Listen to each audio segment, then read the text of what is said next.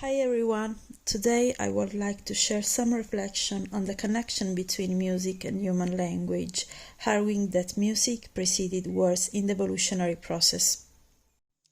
Let's start with the concept of parental care, which has played a crucial role in the evolution of social species.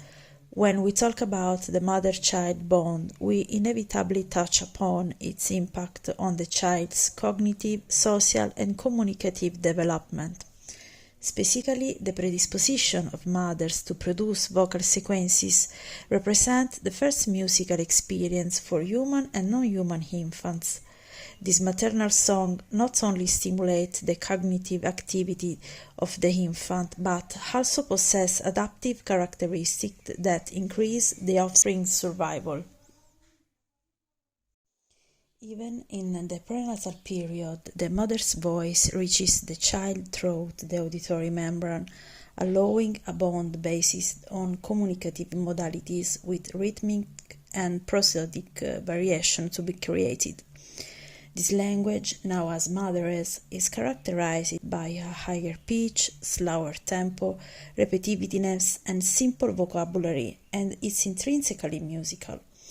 This is essential for conveying emotional meanings and facilitating the approach to true language.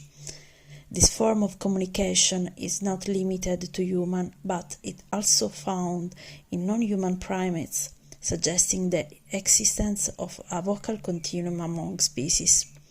This evolutionary continuity implies that no human species, through vocal modulation, can influence the behavior of conspecific or other species that intercept the signal. This vocalization emitted in states of excitement influences the reaction of other animals, demonstrating how the voice is used for social and survival purposes similarly to humans. The repetitiveness of rhythmic and melodic sequences present in both human language and primate songs may have favored the functional organization of the human brain. Neural pathways, both dorsal and ventral, play a key role in decoding complex sound and producing phonemes, suggesting that these structures have been adapted for the development of human language. In this scenario, the prosodic bootstrapping hypothesis fits well, suggesting that infants use the prosodic characteristics of language, rhythm, intonation, and melody to segment the speech stream into meaningful units, thus facilitating the learning of words and syntactic structures.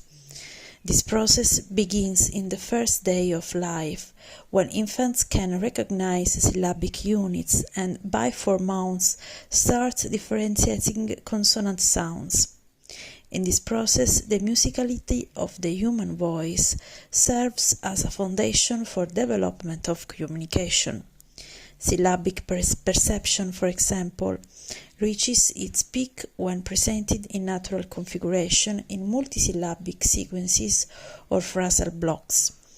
This phenomenon demonstrated that the main acoustic properties of the human voice, such as the co-articulation between syllables, the full variation of accents, and the emergence of an intonational contour, are fundamental for phonetic perception and syntactic recognition.